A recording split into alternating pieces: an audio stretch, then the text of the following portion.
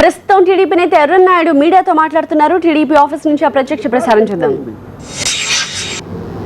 Supreme court సాధికారత committee ఇచ్చినటువంటి రిపోర్ట్లో కానీ నిన్న కొండారెడ్డి గారు ఇచ్చినటువంటి వాంగ్మూలంలో కానీ నిర్ధారణ అయినప్పుడు జగన్మోహన్ రెడ్డి మేము మొన్న వేసినటువంటి పబ్లిక్ ఇంట్రెస్ట్ లిటిగేషన్లో కూడా వైఎస్ రాజశేఖర్ రెడ్డి ముఖ్యమంత్రిగా ఉండేటప్పుడు కుమారుడిగా ప్రభుత్వం మీద ఏ విధంగా పెత్తనం చేసి అధికార దుర్వినియోగం చేసి మిస్యూజ్ ఆఫ్ పవర్ ద్వారా 1,00,000 కోట్లు సంపాదించారనేదే మేము పబ్లిక్ ఇంట్రెస్ట్ లిటిగేషన్లో కేసు వేయడం జరిగింది.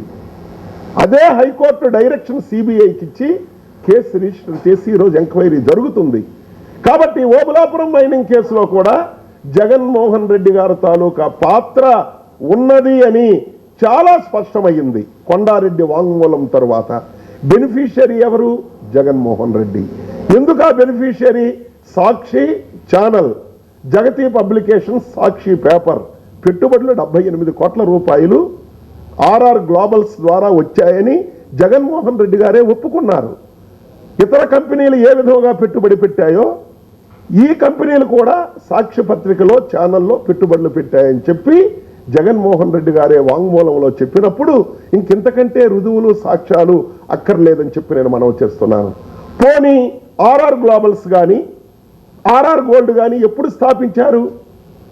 గాలి జనార్దన్ రెడ్డి సోదరులకి ఓబులాపురం మైనింగ్, బ్రాహ్మణి స్టీల్ క్యాపిటివ్ మైనింగ్ 68.5 హెక్టార్ల భూమి ఏదైతే రాజశేఖర్ రెడ్డి గారు కొండారెడ్డి గారి తాలూకా మొట్టమొదటి అప్లికేషన్ని కాదని బెదిరించి ఓబులాపురం మైనింగ్ కంపెనీకి 68.5 హెక్టార్ల భూమి కేటాయించారో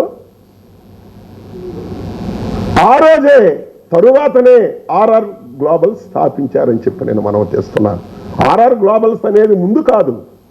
68.5 హెక్టార్లు ఓబులాపురం మైనింగ్ కంపెనీకి బ్రాహ్మణి స్టీల్ ఏర్పాటు చేయడానికి ఏదైతే జీవో ఇచ్చారో దాని తర్వాతే ఆర్ఆర్ గ్లోబల్స్, ఆర్ఆర్ గోల్డ్ ఏర్పడ్డాయి. రెండు ఒకే అపార్ట్మెంట్లో ఆఫీసులు కూడా ఉన్నాయి. ఏదైతే సజ్జల దివాకర్ రెడ్డి గారు ఆర్ఆర్ గ్లోబల్స్కి మేనేజింగ్ డైరెక్టర్గా ఉన్నారో వారి సోదరుడు రామకృష్ణారెడ్డి గారే సాక్షి పత్రిక ఎగ్జిక్యూటివ్ డైరెక్టర్. కాబట్టి ఇంకెంతకంటే సాక్ష్యాలు అక్కర్లేదు.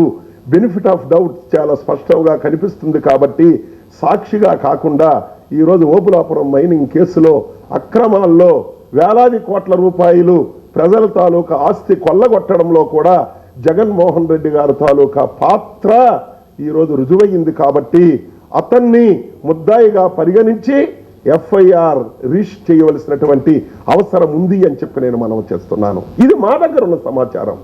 మరి 2.5 గంటలు సిబిఐ వారు చేసినటువంటి ఎంక్వైరీలో ఇంకిన్ని బయటపడ్డాయో, మరి ఎంతమందికి బెదిరింపులు చేశారో, రేపు ఒక్కొక్కరు బయటకు వస్తారని వార్తలు వస్తున్నాయి. దానికి సంబంధించినటువంటి వివరాలు సిబిఐ దగ్గర ఎంతవరకు ఉన్నాయి, వాళ్ళు ఏం చేయబోతున్నారో మనకు తెలియనటువంటి దాని గురించి నేను ఇప్పుడు మాట్లాడడం లేదు. ఈ 78 కోట్లు అనేది సాక్షి పత్రిక ఛానల్కి వచ్చాయి. అతనే beneficiary. Is the chairman and managing director of these 2 companies. కాబట్టి అతన్ని వెంటనే ఎఫ్ఐఆర్లో ముద్దాయిగా చేర్చాలి. నేను అడుగుతున్నాను, ఎప్పటికైనా స్పందించండి.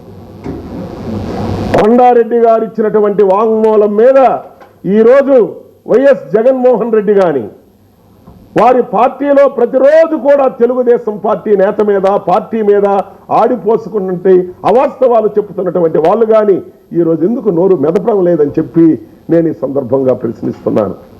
మనందరికీ తెలిసిందే, ఈరోజు జగన్మోహన్ రెడ్డి గారు రాజశేఖర్ రెడ్డి అడుగుజాడల్లో నడుస్తున్నారు. రాజారెడ్డి గారు అడుగుజాడల్లో రాజశేఖర్ రెడ్డి గారు నడిచారు. గతంలో మేము చట్టసభల్లోనే చెప్పాం. ఈరోజు ఏదో ఎర్రన్నాయుడుగా నేను చెప్పేది కాదు. పార్టీ అధ్యక్షుడు చంద్రబాబు నాయుడు కానీ మా పార్టీ నేతలు కానీ శాసనసభ సమావేశాల్లో కాన్ఫిడెన్స్ నో కాన్ఫిడెన్స్ మోషన్లో వాళ్ళ తాలూకా నేర చరిత్ర, వాళ్ళ తాలూకా రౌడీజం, వాళ్ళ తాలూకా రిగ్గింగ్, ఏ విధంగా ప్రత్యర్థుల్ని హతమార్చారు, ఏ విధంగా బెదిరింపులు చేశారు, ఏ విధంగా రౌడీయిజం చేశారు, ఏ విధంగా రాజశేఖర్ రెడ్డి గారి మీద ఎన్ని కేసులుండే, ఇవన్నీ కూడా మేము దపదపాలుగా శాసనసభలో మేము చర్చించాం. ఈరోజు రౌడీయిజంతో బెదిరింపులతో ఓబులాపురం మైనింగ్ కంపెనీని గాలి సోదరులకు కట్టబెట్టారు అనేది ఈరోజు రూఢైపోయింది, రుజువైపోయింది. ఇటువంటివి రాజశేఖర్ రెడ్డి గారు 5.5 సంవత్సరాల పరిపాలనలో ఎంతమందికి బెదిరించారో, ఎంతమందికి భయపెట్టారో, ఎంతమందికి లాభాపేక్షతో వేలాది కోట్ల రూపాయలు లాభం చేకూర్చారో కొండ తవ్వుతుంటే ఒక్కొక్క కుంభకోణం బయటకు వస్తున్నట్టు ఈరోజు ఒక్కొక్కటి కూడా వస్తున్నాయని చెప్పి నేను ఈ సందర్భంగా మనవి చేస్తున్నాను. కాబట్టి ఈరోజు ఈ రాష్ట్రం ఈ పరిస్థితికి రావడానికి, అవినీతిలో పీకల్లోతు కూరుకుపోవడానికి వైఎస్ రాజశేఖర్ రెడ్డి వారి పుత్రుడు జగన్మోహన్ రెడ్డి గారే